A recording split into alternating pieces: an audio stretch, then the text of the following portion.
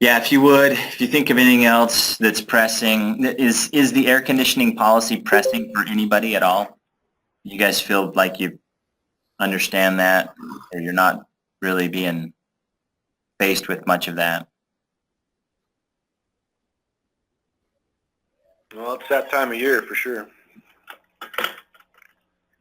All right. Well, that's We're starting to get some crisis calls coming in. okay. And then all I was thinking on that would just be a review of what the policy is, just as a, kind of a reminder this year. But if there's something else that comes up, we'll pick something else. But yeah, please, as you guys are out there dealing with stuff, even if you just send me questions and you want to address something specific, sometimes that'll turn into the training opportunity for this. So, all right, well, and let's get into the new business section of the meeting. So the first item I've got listed there is that the guidelines have been renumbered. This was an ask. I think Ian asked for it, and I think others kind of mentioned that would help as well. It's something I've struggled with for a while. When you get into the guidelines, it's sometimes difficult to tell what section you're in. Ian was asking that we consider looking at more of a coding numbering, which is not quite what we did. But like if you look at the current building code, they just use numbers. So it'd be section 1.2, 0.7, and then they just get bigger and bigger and bigger. Anyway, I did all of that, and that became really, really difficult to tell where you were. I felt like I got really lost because the numbers just got long. It was hard to know where I was at. So I actually left all of the references alone, but we put the references like this string of the references goes 4 layers deep, and then it breaks off and starts going smaller. So I think it helps when we publish the new guidelines on July 1st, or actually before then, but they'll become effective July 1st. You'll notice the new numbers. This is something, if it's still an issue, we can change it again in the future, but I finally set the document up so we can change it very easily instead of it taking 4 days to change it. But anyway, so just an FYI, you'll see these extra numbers. Hopefully it'll help. And for about 85-90% of the guidelines, the reference did not change at all. So if you're used to finding something in, section B8 or B9 for the auditors, or, wherever else you're normally in the guidelines, the numbers should be pretty much the same. When we got about 4 and 5 layers deep, there were some references that changed because there were some inconsistencies between whether we used a B or an I or whatever in there. So just an FYI, hopefully that will help resolve some of the issues. Just make reading the guidelines and referencing the guidelines a little easier. Does anybody have any questions or concerns about that? All right. And then I mentioned that because I pushed out this electronically commutated or commuted motor guideline change about a week ago, and this was based on some conversations that we've been having for the last few months. We had a meeting on it back in January. And we wanted to make sure that guideline was effective for July 1. So I put that out, and I put it out to everybody who I email about this meeting. So hopefully most everybody has seen that. Have you guys had a chance to look at that? Does anybody have any questions about that or concerns with it that you'd like to talk about?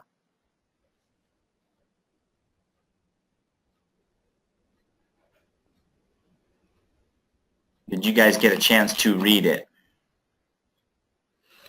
I read it. Looks good. And that's like, are there others who just read it and said, yeah, it kind of covers everything we talked about, I think it'll do, or do you guys need to, do we need to actually take a few minutes and talk about what the changes are?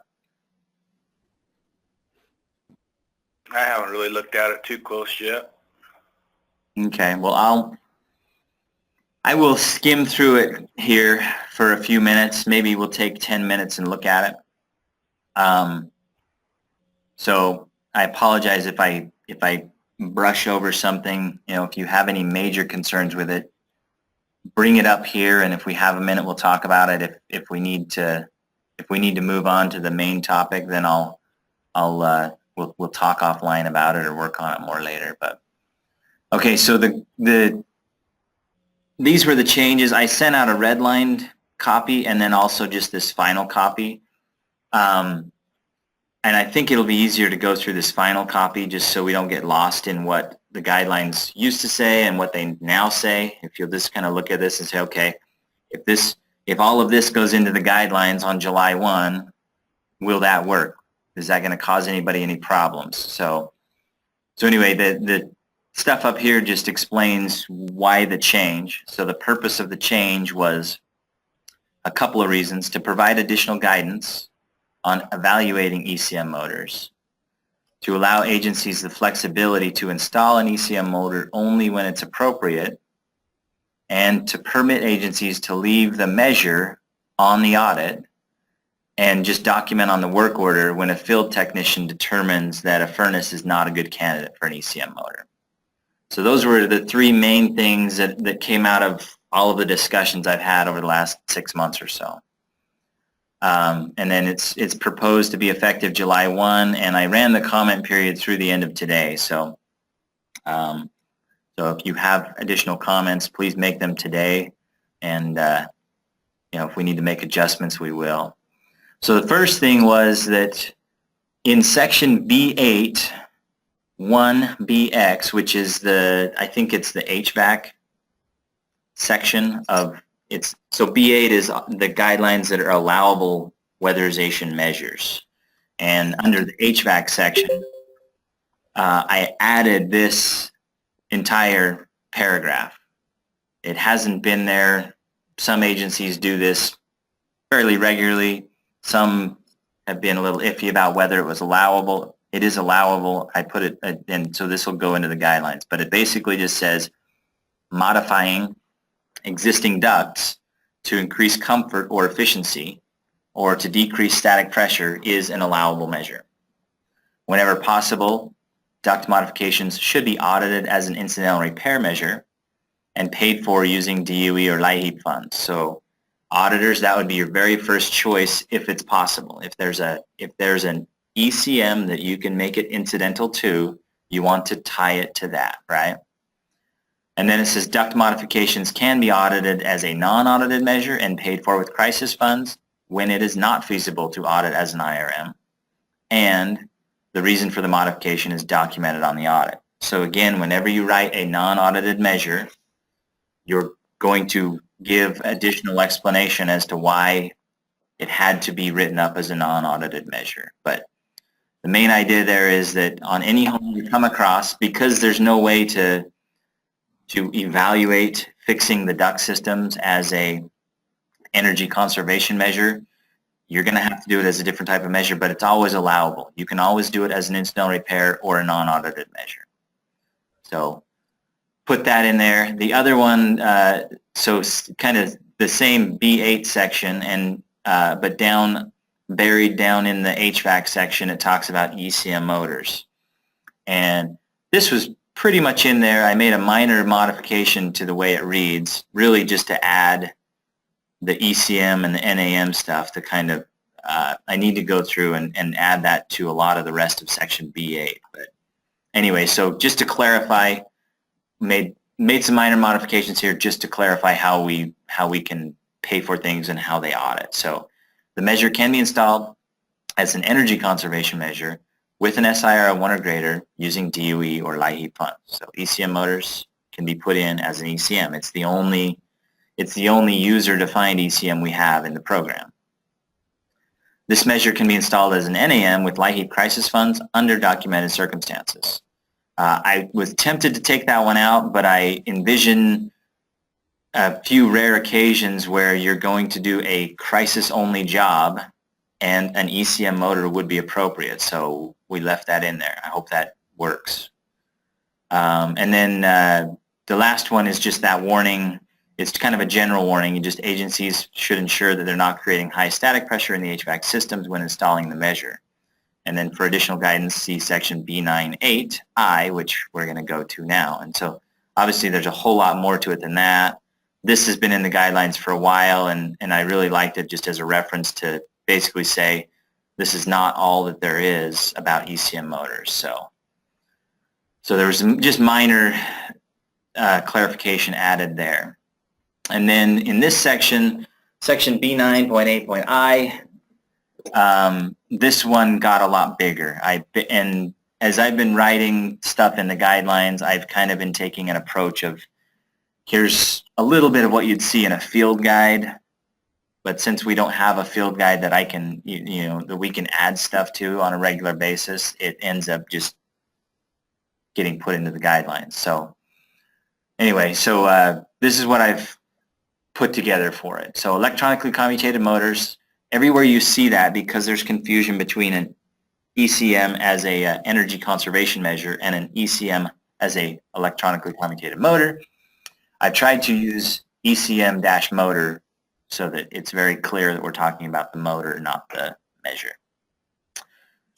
Replacing a PSC motor on a furnace with an ECM motor can save your client's energy in some situations. Agencies should use this guidance to determine when it's appropriate to install an electronically commutated motor.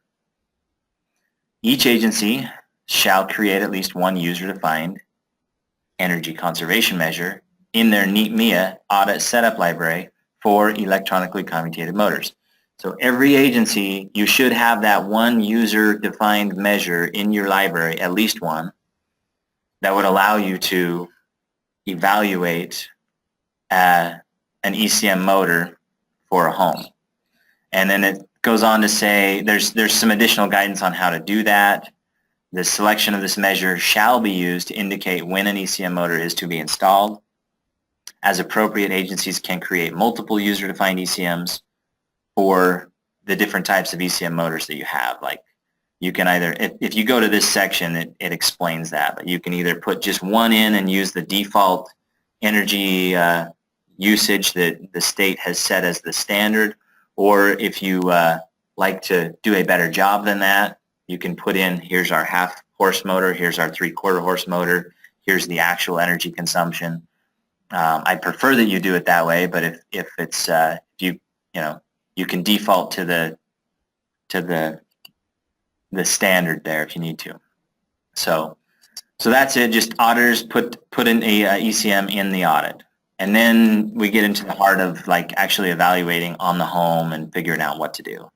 So air handlers with standard PSC motors, including electric furnaces, should be evaluated to determine if the installation of an electronically commutated motor is feasible. That's what's required. Auditors, you're supposed to go out and evaluate. If you don't have the expertise, your HVAC guys can go out and help with that evaluation, but air handlers with PSC motors should be evaluated. All of them should, except for mobile homes, which we'll get to in a second. There are a number of factors to consider when evaluating the feasibility of an ECM motor. Some of these factors are the size of the cabinet, the age and expected life of the equipment, the total static pressure of the duct, etc. So it's not saying you have to put one in, you must do this. It's saying you must evaluate it and determine whether or not it's going to be a good candidate. Agencies should consider installing electronically commutated motor anytime the total static pressure, the ESP, of the duct system, and I put a little chart below to help, a couple of charts, is below 0.8 inches of water column. If the total ESP is higher than 0.8 inches of water column, an electronically commutated motor should not be installed. See chart below. So this is a chart that you've all seen from Wade. All I've done is add this blue line to say anytime it's below 0.8, you should consider it. That's one of the factors. And then there's another chart below that shows that the static pressure test locations, and it shows down here the total external static pressure is B plus C. It's B plus C. Those are the locations you've got to measure your static. So just all of this will go in the guidelines. Some of it, you know, will kind of be a good field guide reference for you, hopefully. So modifications to the duct system. So this is the next one. So the first one is you're looking at static pressure. Then the next thing is modifications to the duct system to reduce static pressure are allowable as an NAM or as an IRM incidental to the electronically commutated motor. Auditors, this one's kind of important to think about because the ask was, hey, if we write this on the audit, but then we determine in the field that it doesn't work, can we just leave it on the audit and write on the work order that we couldn't install it? The answer is yes, but you got to think about this. If you have made a incidental repair to the duct system, it was probably incidental to installing this ECM motor.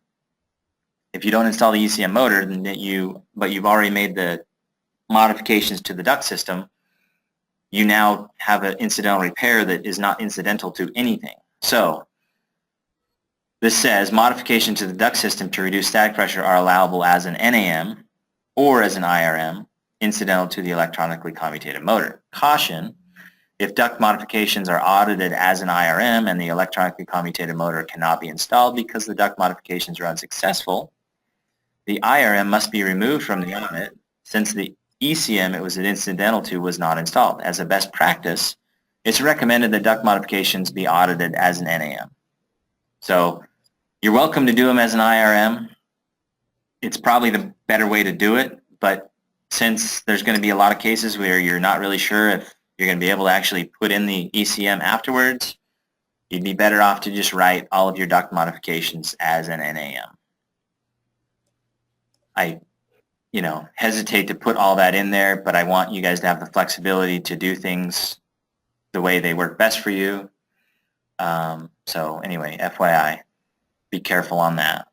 It's recommended that a 4-inch media box, this was in there before, but I don't think I changed much to it, but it's recommended that a 4-inch medium box and filter be installed whenever possible in conjunction with the new motor to help reduce static pressure.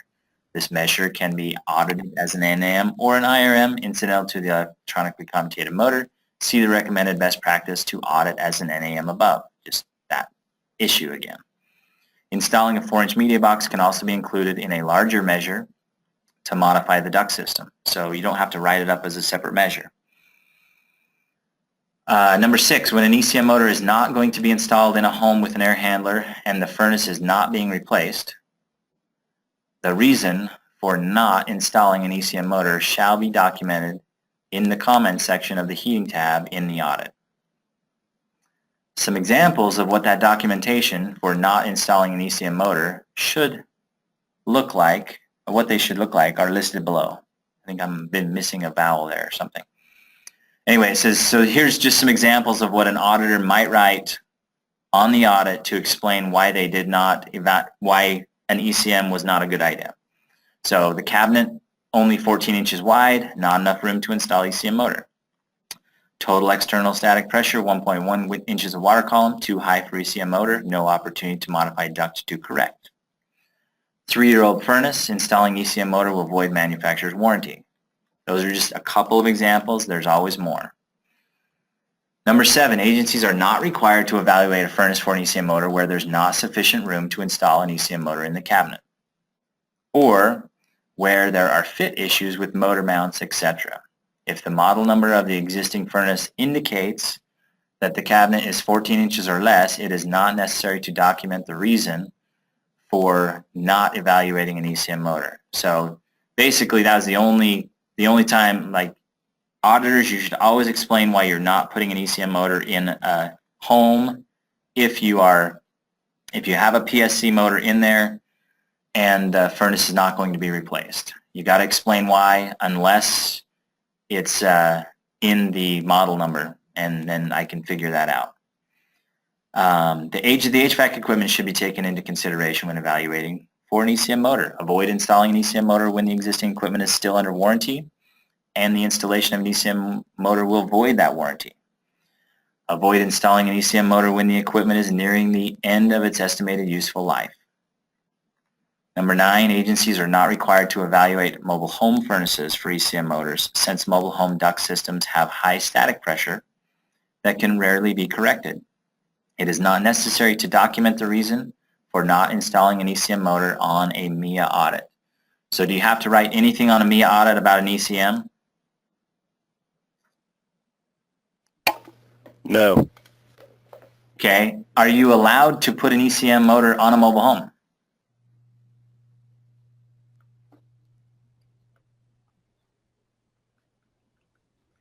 Is there anything in number 9 that says you cannot do that? No, you could do it, but you're asking for trouble if you do. Okay. Number 10, if it's determined after the audit has been run that an ECM motor is not appropriate or will not work on a home, it is permissible to leave the ECM motor on the audit and document the reason it was not installed on the work order. This is allowable because an ECM motor is a user-defined energy conservation measure. It has no impact on the audit's calculation of the heat load of the home and therefore has minimal interaction with other audit measures. We got permission from our DOE project officer to do this because of those reasons. Below is an example of what this should look like or what this would look like. So on the left, here is just showing that the measure is still listed on the audit. It's blurry, I apologize, but it says ECM motor 3/4 horsepower. It's still on the audit. Here's the work order, and somebody from the field wrote some notes. It says reason for not installing is written on the work order. This says duct modifications did not reduce total static pressure enough, period. ECM could not be installed. That's all you have to do. If your coordinator or your agency prefers that whoever wrote that puts their initials there or something, you know, whatever else your agency does, but that should give you some idea of what that should look like if that's what you guys choose to do at your agency. And then I have a couple of charts. Chart number 1 is just that total static pressure or total external static pressure, and it's measured below as B plus C. Thank you to Solid Cap, who I stole that from. I don't know where they got it from, but it's a great picture. And it's a great reference if you want to use that form for other things. I think I posted it on the IWTC website. Chart number 2, here are some factors to consider when deciding if an air handler is a good candidate for an ECM motor. We've covered all of these, but I just put them all in a chart if you need kind of a decision maker guide. So is this air handler a good candidate for electronically commutated motor? Factors that would favor installing the ECM motor are on the left. Factors that favor not installing an ECM motor are on the right. This is not a complete list. It's just most of what we've recently discussed. So on the left, factors that favor it. The air handler motor is a PSC motor. This includes electronic furnaces. There is room for the ECM motor to fit in the cabinet. The total external static pressure is below 0.8, or the duct system can be repaired to drop the static pressure below 0.8. The appliance is not covered under warranty and is less than 10 years old and in good condition. There are indications that the client will perform routine maintenance on the system, like replacing the air filter. Those are factors that would make that a good candidate. Factors that make it a bad candidate: mobile home, enough said. Furnace cabinet's too small. Total external static pressure is over 0.8. The appliance is still under warranty or it's nearing the expected end of its life. And then there are indications that the client will not likely perform routine maintenance on the system. So if you put that down as one of the reasons why you didn't do it, I'm fine with that. It shouldn't be the only reason unless there's something excessive, but you know, stuff to think about. And then this one, to learn more, this video was in there before. It's a video just on YouTube. It's a good video for learning about external static pressure. And then learn more, here's a video showing how to identify PSC and ECM motors. This one stars Wadrow. It's from our January meeting. And so I just put a link to that. So that's what I'm planning on putting into the guidelines at the end of the day today. How do you guys feel about that? Does that cover stuff? You guys got concerns, questions, frustrations?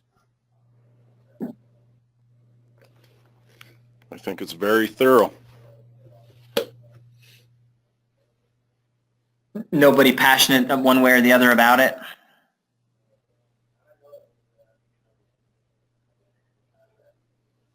I'm not hearing anything. I am hearing a little bit of background noise, which is not a problem. I just want to make sure if somebody out there is trying to say something, we cannot hear you.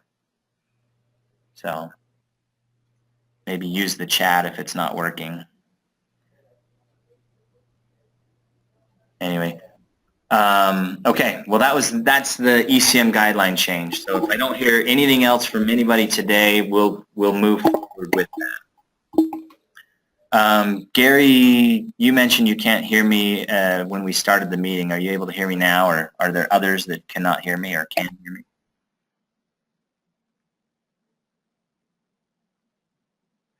Greg, can you hear me?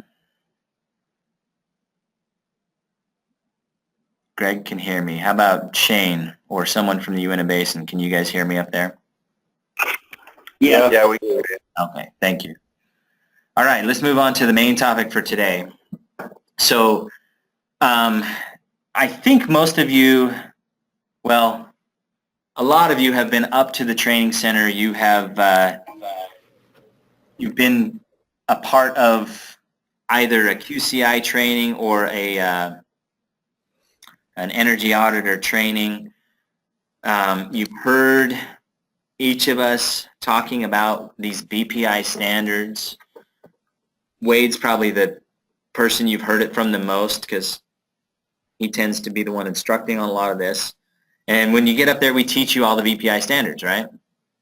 And then there's always this little caveat where it's like, well, here's the BPI standard, but this is how we do it in Utah weatherization. Here's the BPI standard, but this is how we do it in the real world.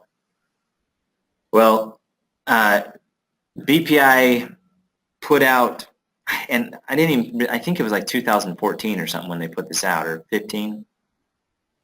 Yeah, that's about right. They put it out for public comment and review. But they've actually put together a really good standard, and it's called the ANSI-BPI 1200. And as you can see there at the bottom, it is a standard practice for basic analysis of buildings. It's really like a kind of some guidelines for the auditors to follow, but it really pertains to not just the auditors. It pertains to a lot of how we, specifically combustion testing appliances and stuff, so how we test them throughout the whole process. But it's a really good standard. It's just different from what our standard is. And BPI has finally said, okay, this is our standard now. We're now holding everybody and testing everybody to the 1200 standard. So when you guys all come up to the training center next time for recertifications, you'll be expected to learn the new standard, and you'll be tested against it. The question we've been asking ourselves is, should we just adopt this standard because it would be less confusing than having to teach everybody one way and then, have you go back out in the field and do something different? It's not just that. Like that's kind of what sparked the conversation. The other part of it is it's a good standard. Like they put a lot of thought into it. There's a lot of professionals that have reviewed it and contributed to it, and it's a pretty solid standard. So the question for you guys to consider is just that, like, how do you feel about that? Would would it cause you problems if we adopted this standard? Would you prefer to do it? Would you prefer not to do it? So I've got a little slideshow here where I want to go over the parts of the standard that would affect us, and then I want to talk about it and just see how you guys feel about it. Now, the standard itself is like 30 pages long, and then there's like 45 pages of attachments and stuff. There's a handful of things in the standard that, like, when I looked at this, we considered, like, should we just adopt the whole thing? And there's a handful of things in the standard that we don't want to adopt in our program. And they're pretty minor, but what it is it's there's little things it would require the auditor to check on and document, but we really can't do anything about them. So it would basically require the auditor to like note this for the client and say, hey client, I noticed that your sprinkler system out there in the front yard is wasting water, and here's some recommended things you can do to fix that. Now, if we are doing that, kudos. I just don't want that to be required. I don't want that to be something that we have to check ourselves on and police and stuff like that. So there's a bunch of extra things like that I think they're good recommendations for auditors, but I do not want to make them required. So we don't want to adopt the entire standard. The basic part of the standard that we would be adopting or would be considering adopting is the standards that pertain to combustion analysis and combustion testing. So that's what we're going to talk about right now. So, and these are kind of the main things. I think a lot of you heard us, talking about how this is coming, this is going to change. So what changed? Pretty simple, just these four things. The first one is that there's actually required action in response to ambient CO measurements. So the EPI says you're actually required to wear a CO monitor to measure ambient CO at all times while you're in the home. And then there's response levels, which we'll look at in detail in just a second. The next one is that the combustion appliance zone depressurization changed. They got rid of the depressurization limits. They also have a really good, it's like 9 or 10 steps, some good guidelines on the depressurization of a home. And there's one step in there that I think we'll begin training on regardless of whether we adopt this or not, just because it helps to make sure that you're putting the home in the correct depressurization. So it's just that issue where you leave a door open when there's a return air or an exhaust fan in that room. So, but that's a topic for another day. But basically, the BPI standard, they got rid of the depressurization limits. They were guidelines anyway. We'll talk about that more in a minute.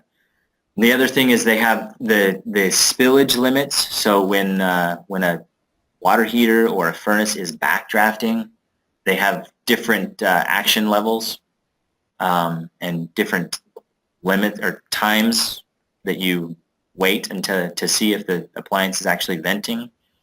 And then we have different, the CO thresholds and action levels also changed a little bit, and they just have a standard that's different than ours. So that's the highlights. We'll go through and talk about each one of them. So the first one is that ambient CO. So that's ambient CO must be monitored at all times, and actions must be taken. So over here on the far right, if you get ambient CO above a 9 but below a 35, you advise the homeowner that CO has been detected. You recommend that possible sources of CO be checked.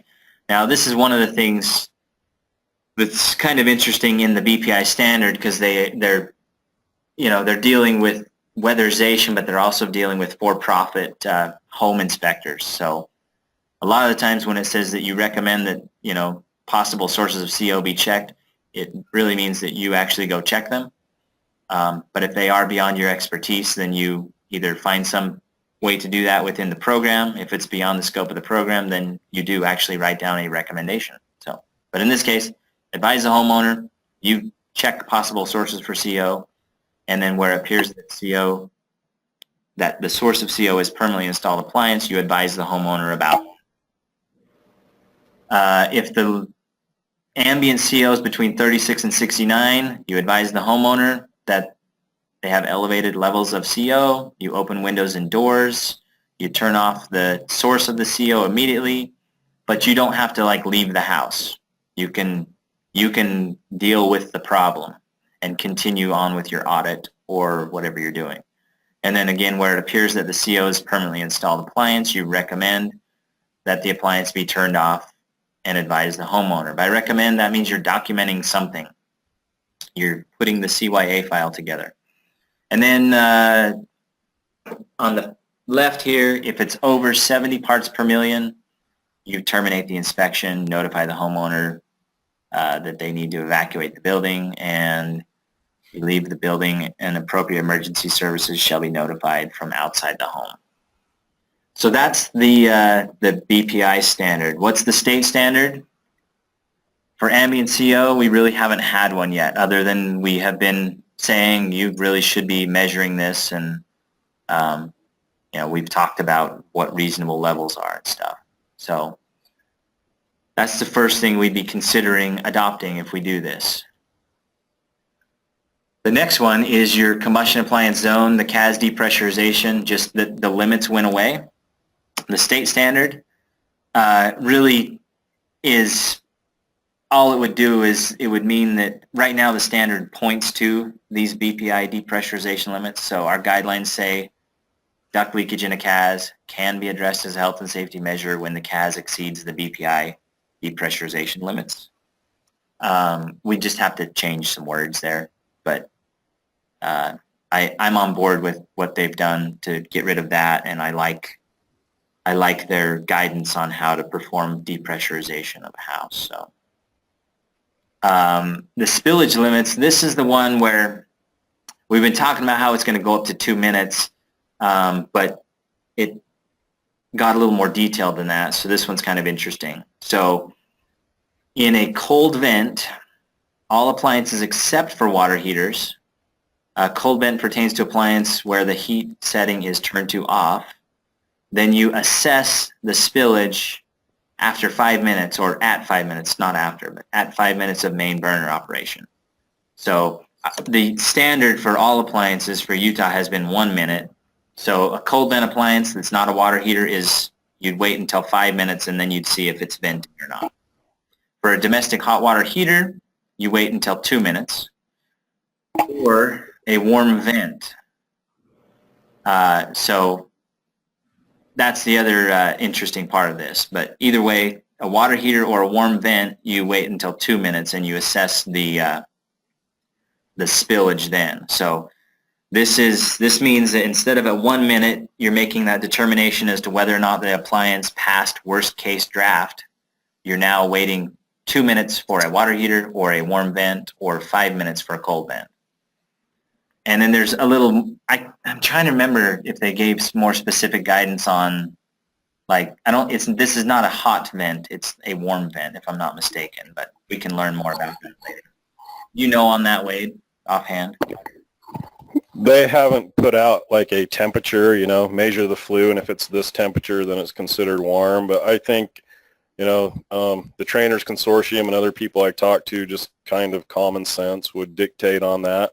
If the appliance had just finished running and the vent was hundreds of degrees, really hot, too hot to touch, you got to let that thing cool down a little bit, but you can let it get down to warm. So warm would be, yeah, it's still hot, but not so hot that you couldn't touch it, I guess, is the consensus. Okay.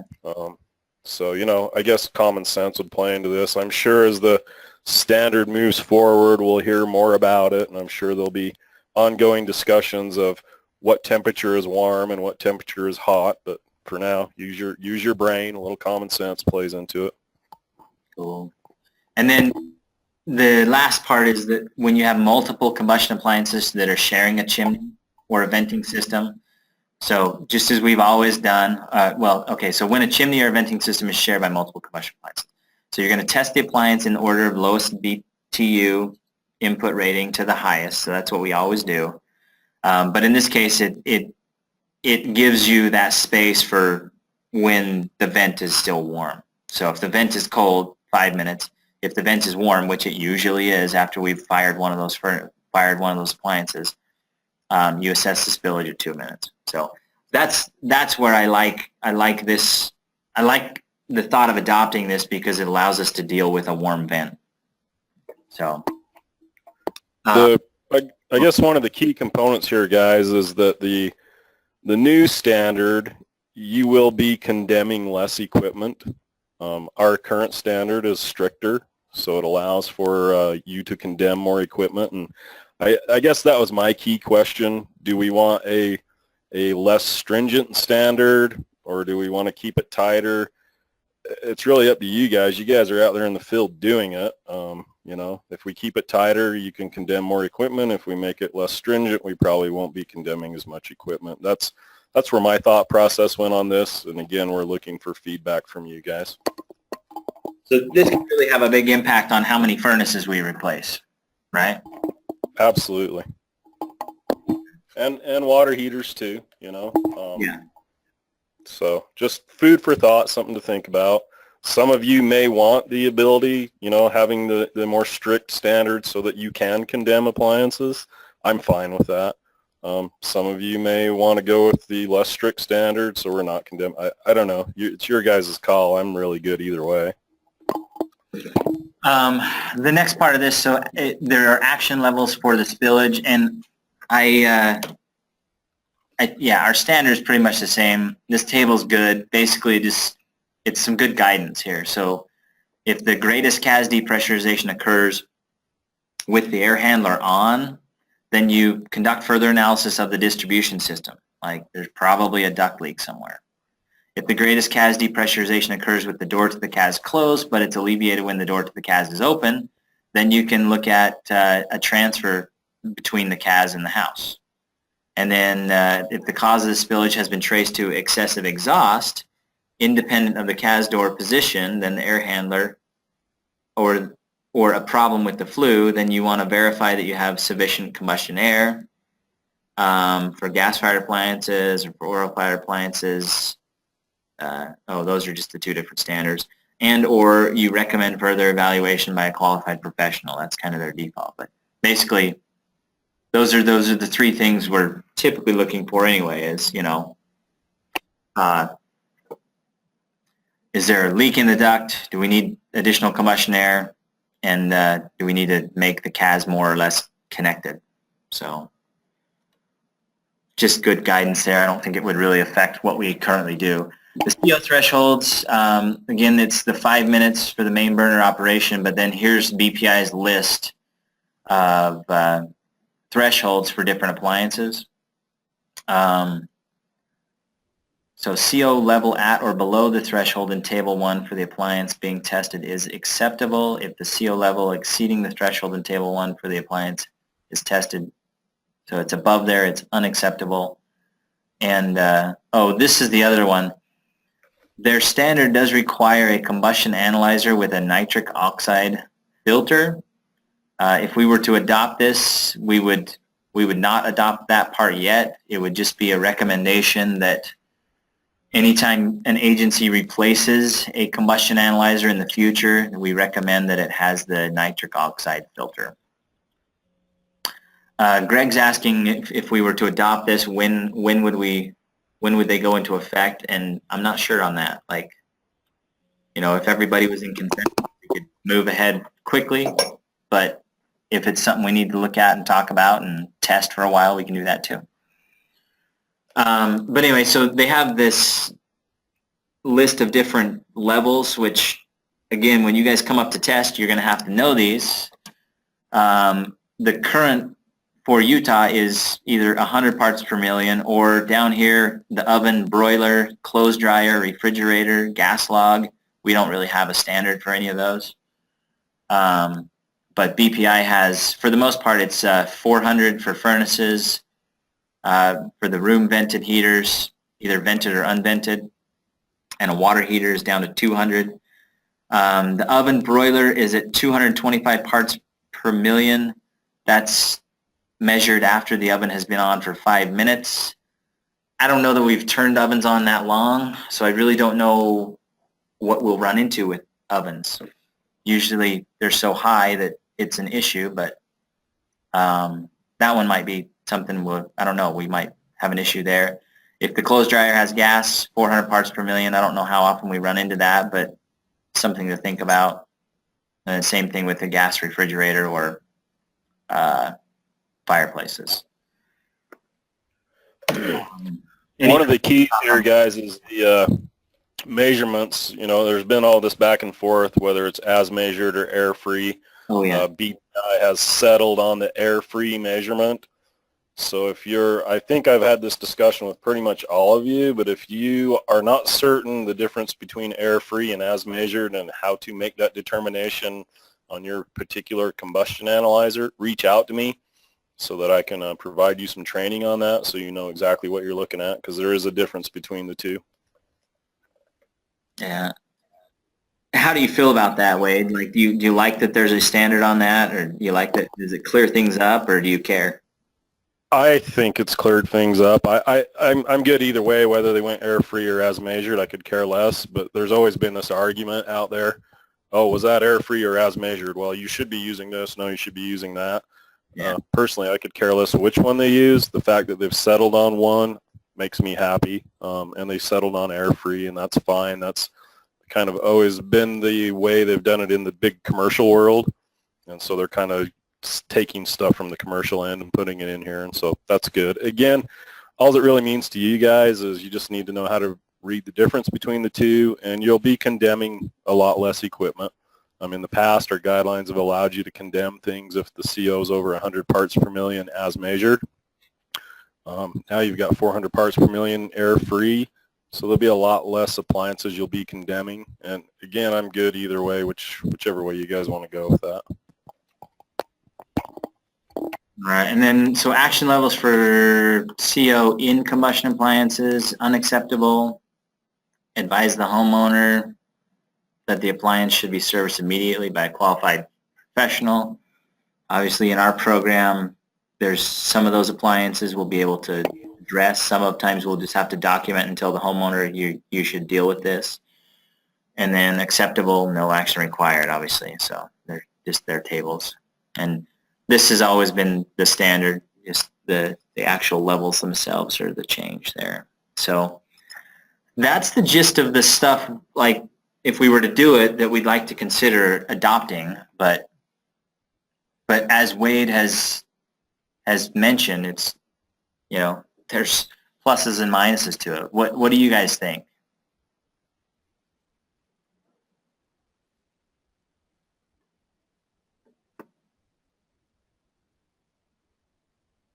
Works for me.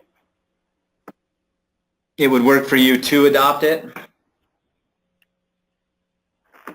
Yeah, I don't see a problem with it. I must say I've never tested the CO to a clothes dryer before. Yeah, I haven't either. Neither have I, and I've been doing it for years. I don't think it's anything we ever really need to worry about. Same with gas refrigerators. I have not personally seen one yet. I know they exist, but I've never in my lifetime ran across one. I have one. My camp trailer has one. Yeah, I was going to say, I have one. I take that back. I have one in my camper. You got to go out there and test it, Wade. I might just do that. Send us some photos. Do you guys feel strongly one way or another? Because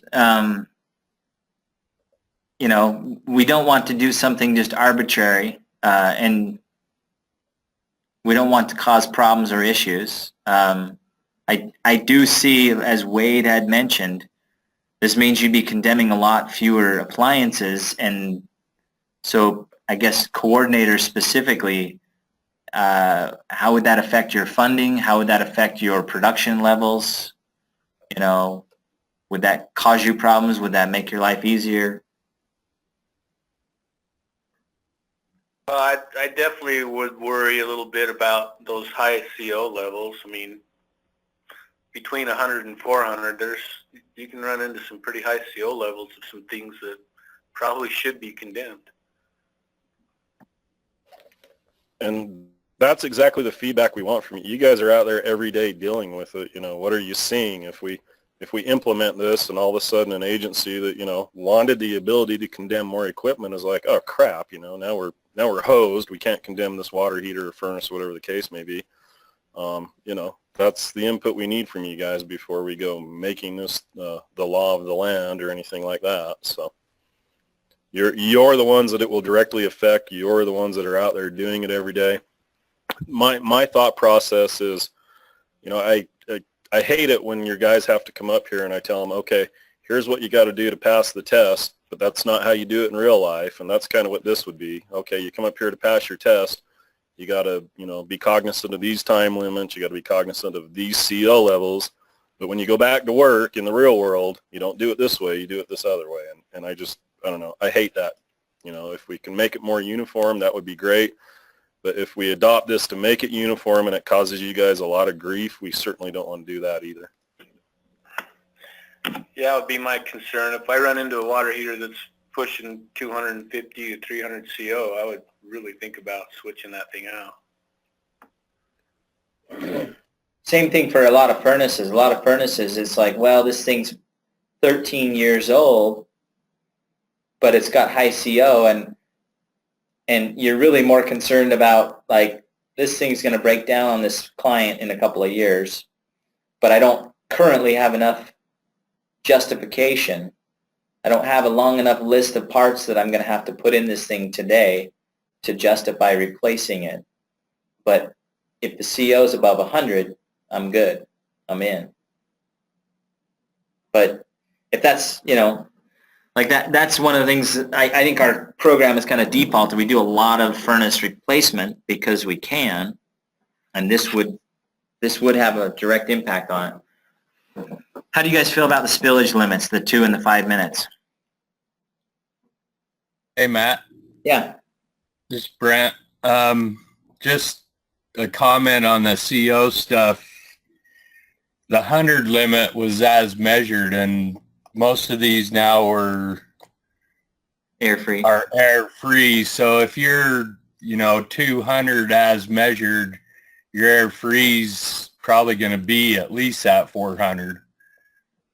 Absolutely. Air-free measurement is always higher than as measured. I don't know if it's really going to affect it too much. There may be some that fall in that,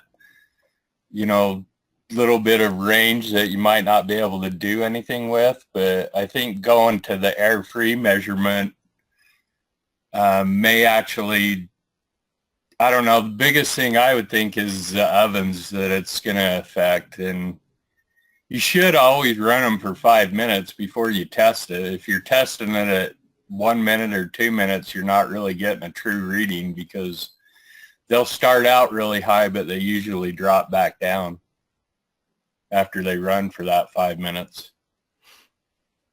Absolutely. Just personal opinion, I guess. And then like a dryer, if you got a dryer dumping into a crawl and it's a gas dryer, you probably should be testing it. Yeah. Yeah, and fixing it. Yeah. So on a gas dryer, do they exhaust out the same pipe that they're pushing all the moisture out of? Yes, they do. So that is the exhaust. Going down that pipe. Okay. Yeah, you just have to stick the probe into, your where it's bending out of it. So if you got a 3-foot pipe running into your crawl and dumping in there, you can just test it right there. So if you've got, if that exhaust pipe is kinked or has problems, then the chance of CO poisoning goes up, right? I would imagine. Absolutely. It's no different than any other flue that's blocked or restricted. Gotcha. All right. Well, what do you guys think? Do you guys want to, take this out in the field and kind of try it for a month or two and think about it? See if you, if the higher standard works? Is anybody just so strongly opposed to it that we don't want to look at it? How should we move forward on this?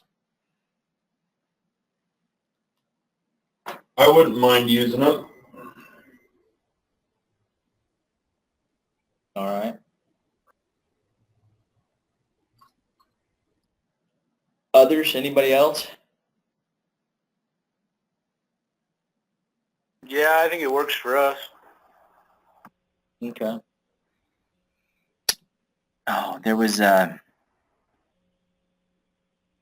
quick reference. I'm going to email this out to everybody.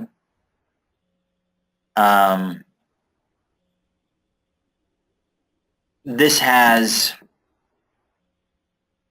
all of their standard stuff on it. So it's got that ambient CO. It's got the steps at 9. Yeah, it's got these steps to depressurize the combustion appliance zone.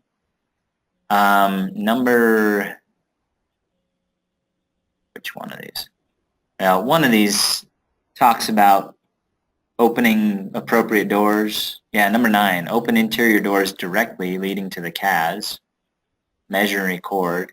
If the pressure in the CAS, is that the one?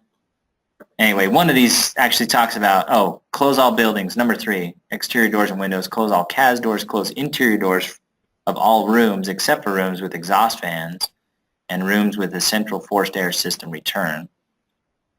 That's one to watch for. I think that's wise. We've talked about some of the issues in the past that can come up with that. And I really I think that addresses most of the issues we've talked about. So I'd recommend that you guys take some time and at least read through this list, kind of check yourself, make sure you've been doing your depressurization right. But anyway, it's got, your spillage assessment. It talks about the 2 and the 5 minutes. But I'll send this to everybody. I'd recommend you guys take it with you in the field, and is everybody on board to go out there and try and hold yourself to this standard for the next month or 2, and then let's talk about what you're finding? Will that work for everybody? Yeah, that'll work for us. Okay. Yeah, I think so. Works for us.